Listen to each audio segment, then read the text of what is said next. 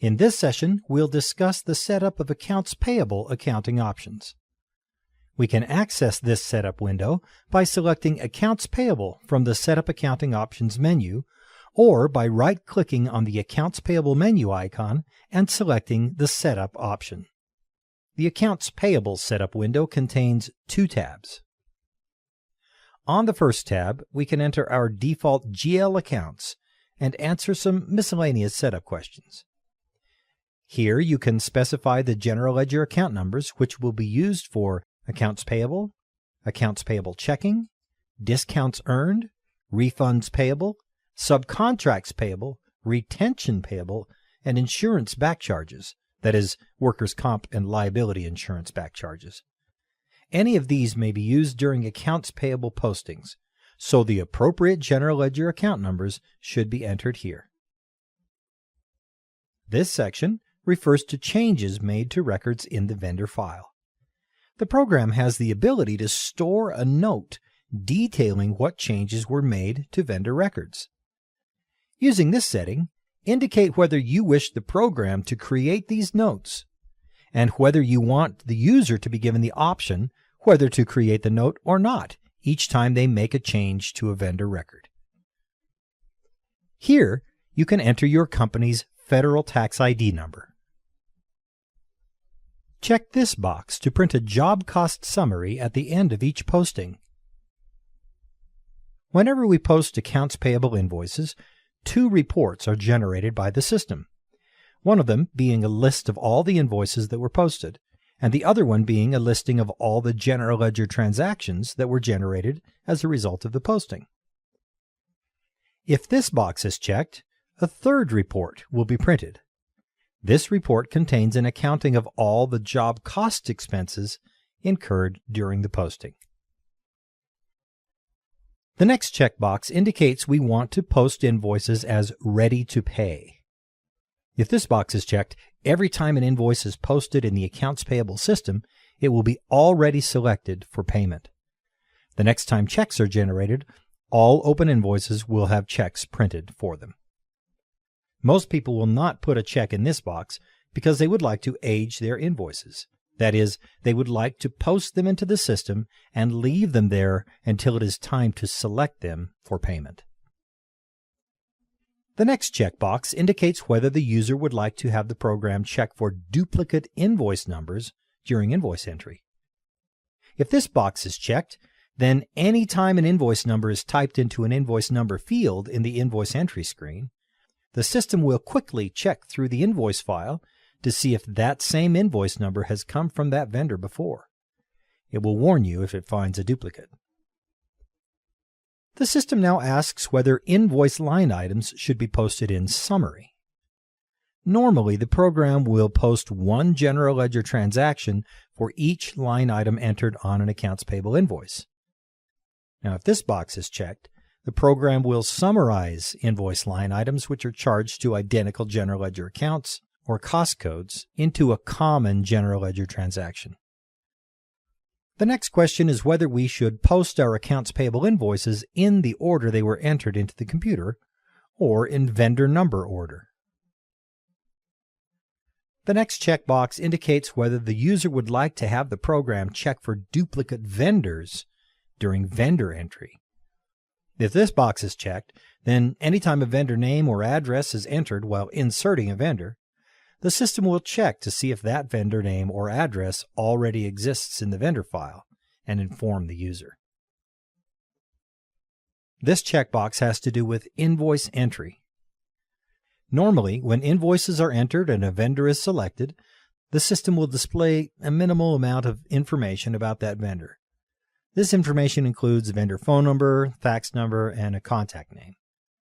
If this box is checked, the invoice entry screen will display the vendor address when the vendor is selected.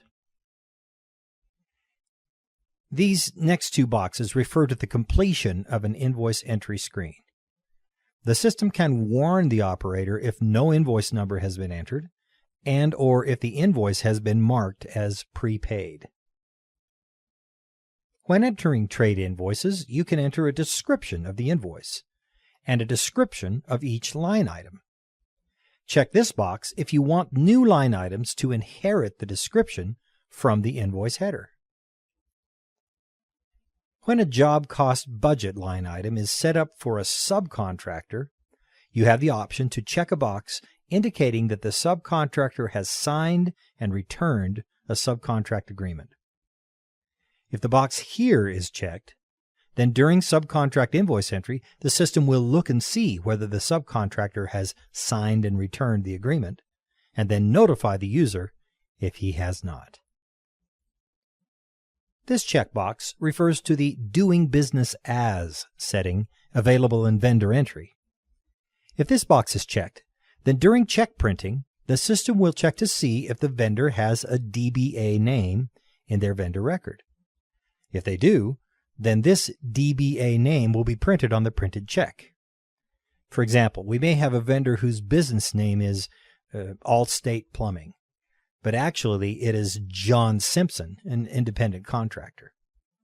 If this box is not checked, checks to this vendor will be payable to Allstate Plumbing. Otherwise, checks will be payable to John Simpson, DBA Allstate Plumbing. This checkbox refers to the vendor ID number that will be assigned to new vendors added to the system. Traditionally, the system has always just assigned the next available ID number, that is, the highest vendor number in the file plus 1. However, over time you may delete little used vendors from the file, or you may assign a vendor number that is much higher than the next available number. This would leave gaps in the unassigned vendor numbers. If this box is checked, the default vendor ID will be the highest plus 1. If it is not checked, the system will start at number 1 and search for the first unused vendor ID. That will be the number for the new vendor, unless you change it. Also, the vendor number field when inserting a new vendor will appear as a drop-down list box. The entries in the box represent all of the unused and available vendor numbers. The last number in the list will be the highest plus 1. You can select a vendor ID from the list box, or select Higher and type in a vendor ID number. This drop-down list box lets you select the default 1099 setting for new vendors. If you want the system to create all new vendors with a default 1099 type, select it from the list. Regardless of what you set here, you can change the 1099 type for individual vendors at any time. Next, the system asks for the minimum amount for 1099 forms. Each year, 1099 forms can be printed for selected vendors. If the vendor has been paid more than this minimum amount during the year, a 1099 form will be printed for that vendor. Here you can enter a maximum invoice amount. Anytime an invoice is entered with an amount higher than this number, the operator will be warned when the invoice entry window is saved. This can help keep extraordinarily high amounts from being accidentally entered. Finally, you can enter a default sales tax percent that will be applied to all newly entered trade invoices. The next tab contains information about accounts payable checks and default vendor due terms. Using this button, you can view more information about purchasing check stock that is compatible with this accounting program. Here, you can select the preferred check format for accounts payable checks. There are a number of check formats to choose from. Use the browser list to select the desired format.